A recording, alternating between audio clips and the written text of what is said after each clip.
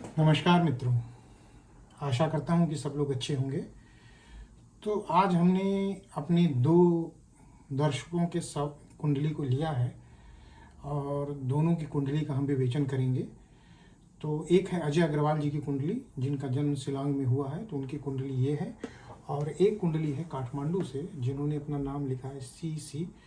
तो अब इसका प्रोनाउंसिएशन कुछ भी हो सकता है, CC मैं बोल रहा हूँ, ये कुंडली उनकी है।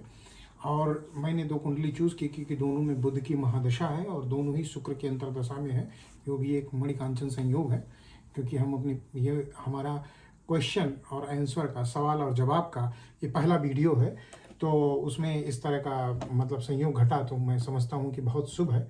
तो देखिए अजय अग्रवाल जी, आप हैं बुध की महादशा में और शुक्र की अंतरदशा में। आपकी कुंडली है मीन लग्न की कुंडली है, जिसके स्वामी होते हैं गुरु, और वो कि यहाँ पे बैठे हुए हैं शनि के साथ, और सप्तम भाव में बैठ के अपनी ही राशि को मतलब लग्न को देख रहे हैं। इसका मतलब आप जो है लग्न से अपने ही भाव को मजबूत भी कर रहे हैं। और शनि और गुरु का साथ भी है, तो गुरु के घर में चाहे कोई कैसा भी ग्रह हो, जैसे कि मान लीजिए कोई भी बालक है, वो दुष्ट है और वो जो है क्या कहते हैं उद्दंड है, अगर लेकिन वो गुरु के घर में जाता है या गुरु के पास जाता है तो उसकी उद्दंडता थोड़ी कम हो जाती है, थोड़ा कंट्रोल रहता है। तो शनि के साथ जब गुरु की युति होती है तो शनि स्वभावतः जो है थोड़ा सा उसके प्रभाव में कमी देखने को मिलती है। और शनि आपके जो है लाभ भाव के स्वामी हैं और 11वें भाव के स्वामी हैं, और ये भार्या और पत्नी का घर है।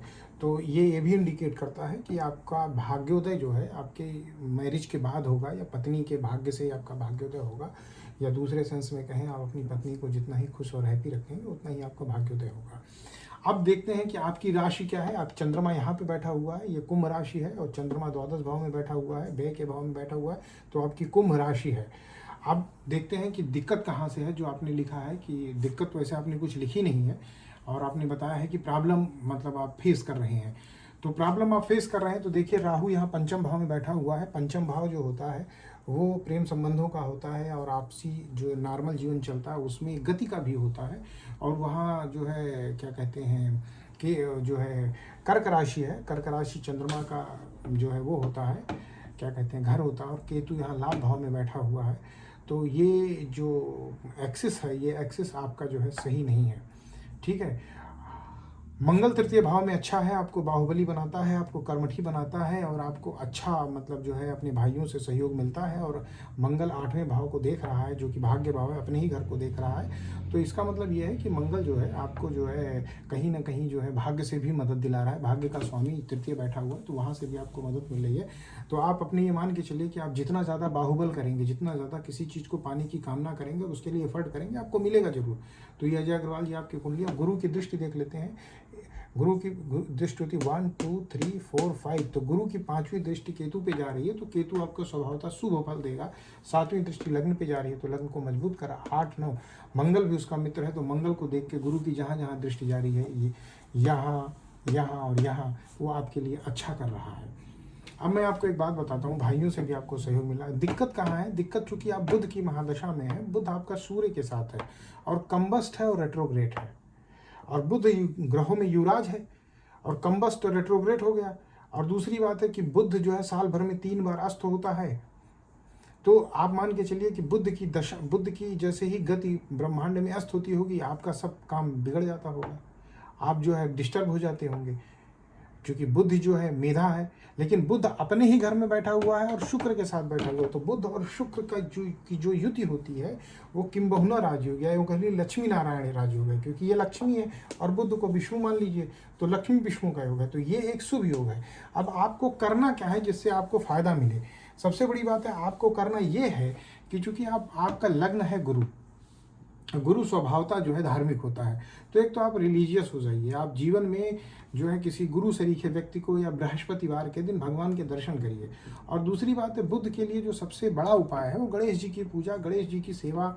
बुधवार के दिन गाय को दिन में हरा चारा खिलाना। लेकिन ये सब अगर आप लीजिए ना हो पा रहा हो, तो कम से कम गणेश जी का मंत्र बजा लीजिए, गणेश जी की जितनी ज़्यादा ध्यान आराधना करेंगे, पुणे में अष्टविनायक के मंदिर हैं, अगर कभी आपका मौका लगे तो पुणे जाइए और पुणे बस स्टैंड से दर्शन बस चलती है महाराष्ट्र परिवहन निगम की, वो आपको जो भी मिनिमम चार्जेस लेके और वो 2 दिन में पूरा घुमा के आपको जो छोड़ देगी पुणे बस स्टेशन पे। और नहीं तो गणेश जी के मंदिर जहाँ भी हो, जहाँ भी शिवालय हो, आप गणेश जी का मंदिर का दर्शन कीजिए और गणेश जी के मंत्रों का जाप कीजिए। और जितना ज़्यादा करेंगे, क्योंकि बुध में शुक्र की दशा अंतरदशा चल रही है, शुक्र की अंतरदशा चल रही है, इसका मतलब बुध की महादशा लंबी चलेगी आपकी। तो अब बुध की महादशा लंबी चलेगी और बुध साल भर में 3 बार अस्त होता है, तेज चलता है, ठीक है। और बुध चूंकि युवराज है, तो बुध जो ये मिथुन लग्न, मिथुन यहाँ हुआ मिथुन का बुध है ना आपका, तो जो मिथुन का बुध है वो मतलब बहुत जल्दी जो है संगति के प्रभाव में आके उसके गुण दोष बदलते रहते हैं। तो उसी हिसाब से आपके जीवन में, आपके विचारों में उतार चढ़ाव आता रहता है। और जब आपके विचारों में उतार चढ़ाव आता रहता है तो आपके साथ गड़बड़ कुछ नहीं है, लेकिन over thinking and over analysing आपकी प्रॉब्लम है। और उसको आप दूर कर सकते हैं सिर्फ और सिर्फ गणेश जी की आराधना करके। जितना ज़्यादा आप गणेश जी की आराधना करेंगे, उतना ज़्यादा आपकी ओवरऑल कुंडली में बल आता चला जाएगा।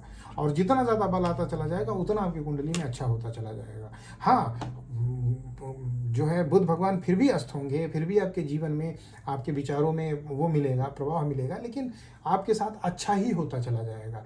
तो इसके लिए यह है कि आप गणेश जी की आराधना करें। अब आप आते हैं दूसरी कुंडली में, जो हमारे जो है दर्शक काठमांडू से हैं, सीसी उन्होंने लिखा है।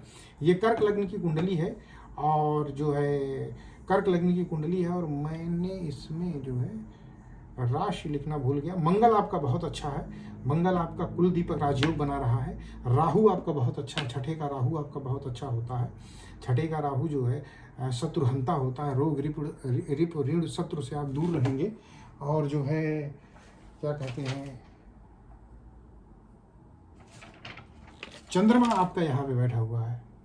ये भी एक जो है मणिकांचन संयोग ही कह लीजिए कि इस 2 कुंडली मैंने देखी और दोनों कुंडली कुंभ राशि की, चंद्रमा आपका यहाँ है। तो आप भी कुंभ राशि के हुए, चंद्रमा आपका अष्टम चला गया है, लग्न का स्वामी अष्टम चला गया है, जो बहुत अच्छा नहीं मानते हैं। मंगल यहाँ पे बैठा हुआ 1, 2, 3, 4 लग्न को देख रहा है, तो आपको मजबूत कर रहा है। 8वीं दृष्टि से अपने ही घर को पंचम भाव को देख रहा है, तो शिक्षा में आप अच्छे होंगे। शनि और केतु की युति यहाँ पे, शनि द्वादश भाव में है और द्वादश भाव पत्नी का भाव, ये द्वादश चला गया, तो आपको जो है विदेश से पार्टनरशिप में लाभ मिल सकता है। और केतु जो है द्वादश भाव में बैठ के आपको ये इंडिकेट करता है कि आपका जो वर्क क्षेत्र होगा वो घर से दूर हो सकता है, या तो विदेश में प्रवास कर सकते हैं, या जन्मभूमि से दूर हो सकते हैं, या किसी हॉस्पिटल में कार्यरत हो सकते हैं, या किसी असाइलम में रह रहे हो सकते हैं, क्योंकि ये इंडिकेशन वही मिलता है। शनि केतु वही है। ओवरऑल इस कुंडली में अगर हम देखें तो आपके लिए ये बहुत अच्छा है। ये इसलिए बहुत अच्छा है क्योंकि आपके एक तो पंचम भाव का स्वामी है, और दूसरे बात दशम भाव, दूसरे बात क्या कहते हैं दशम भाव का स्वामी है। दशम भाव का स्वामी अपने ही घर में बैठा हुआ है, और मंगल को यहाँ पे दिग्बल प्राप्त हो जाता है। और जो मंगल को यहाँ दिग्बल प्राप्त हो जाता है तो वो कुल दीपक राजयोग बनाता है। तो कुल दीपक राजयोग का मतलब ये होगा कि आप जो है अपने कुल में एक दीपक, जैसे कहते हैं कि नहीं, बहुत ही लायक लड़का, पूरे खानदान का बहुत लायक लड़का, तो वो इस तरह की स्थितियां निर्मित करता है मंगल यहाँ पे। तो मेरी समझ से, चूंकि बुध में आपकी बुध की महादशा चल रही है, शुक्र की अंतरदशा चल रही है, बुध आपका द्वादश भाव का स्वामी है, ठीक है। इसके अलावा आपका बुध जो है तृतीय भाव का स्वामी है, दोनों ही अकारक भावों का स्वामी है। न तृतीय भाव को बहुत अच्छा मानते हैं, न द्वादश भाव को बहुत अच्छा मानते हैं। और बुध में शुक्र की अंतरदशा चल रही है, अब बुध में शुक्र की अंतरदशा चल रही है, और दोनों ही अकारक भाव का स्वामी है, और जो है अभी लंबी चलेगी ये दशा। तो आपके लिए चूंकि बुध जो है अकारक भाव का स्वामी है, तो आप गणेश जी की तो आराधना करेंगे ही करेंगे, जो मैंने उनको बताया है। आप बुध की जो है नकारात्मक प्रभाव में कमी के लिए दुर्गा जी के मंत्रों का जाप करिए, दुर्गा जी के मंत्रों की आराधना करिए। काठमांडू में दुर्गा जी के मंदिर होंगे, वहाँ आप दर्शन करिए, और नवरात्र व्रत रहिए। अगर पूरे साल व्रत रहना चाहते हैं, या 6 महीने व्रत रहना चाहते हैं, तो संकल्पित होके 11 अष्टमी व्रत रहिए। शुक्ल पक्ष की अष्टमी या कृष्ण पक्ष की अष्टमी, कोई भी एक अष्टमी चूज कर लीजिए। शुक्ल पक्ष की अष्टमी दुर्गा जी के लिए होती है, कृष्ण पक्ष की अष्टमी भैरव महाराज के लिए होती है। तो शुक्ल पक्ष की अष्टमी को चूज कर लीजिए तो भी अच्छा है। शुक्ल और कृष्ण दोनों को कर सकते हैं तो भी अच्छा है, क्योंकि भैरव जी काली पुत्र बोले जाते हैं, माता जी के पुत्र बोले जाते हैं। तो दोनों की आराधना करने से आपको दुगना लाभ मिलेगा। अगर दोनों नहीं हो सकता है तो महीने में एक बार आता है, शुक्ल पक्ष की अष्टमी का व्रत करिए, नहीं तो शुक्ल पक्ष की अष्टमी के दिन भगवान माँ दुर्गा का दर्शन करिए, और ये नियमता करिए जब तक बुध की दशा चल रही है। तो ओवरऑल आपकी कुंडली सही है, ओवरऑल आपकी कुंडली में कोई दोष दिख नहीं रहा है। स्वभाव कुछ दोष तो सभी की कुंडली में होते हैं, लेकिन महादशा के अकॉर्डिंग जो उपाय मैं आपको बता रहा हूँ यही है, गणेश जी और दुर्गा जी की आराधना। अगर ये आप ये कंटिन्यू करते रहेंगे तो आप, मेरा दावा है कि आपके जीवन में कोई भी कष्ट नहीं आएगा। तो ये अजय अग्रवाल जी की कुंडली हो गई, ये सीसी की कुंडली हो गई। इसके अलावा अगर आप में किसी को भी अपने प्रश्नों के जवाब चाहिए तो आप वहाँ कमेंट में पोस्ट कर दीजिए, और हम लोग उस कुंडली का एनालिसिस करके और आपको बताएंगे, और यहाँ पे आपके सवालों का जवाब दिया जाएगा। तो हम आपके और मेरी मतलब अभी तक तो ये मेरा पहला वीडियो है इस सवाल जवाब को लेके, लेकिन मैं आपसे वादा करता हूँ कि मेरी कोशिश ये होगी कि मैं नॉर्मल वीडियो रोक के ये वाले वीडियो ज़्यादा बनाऊँ, क्योंकि इससे आपका भला होगा। तो आपके लिए उपाय अजय अग्रवाल जी मैंने बता दिया है, और आपके लिए भी मैंने उपाय बता दिया है। आप लोग इन उपायों को करिए, और अगर आपको कोई फ़ायदा होता है तो कमेंट सेक्शन में ज़रूर बताइए। तो अब मैं आप सभी के जीवन, सुखद जीवन की कामना के साथ साथ मैं अपनी वाणी को यहीं विराम देता हूँ। जय श्री राम।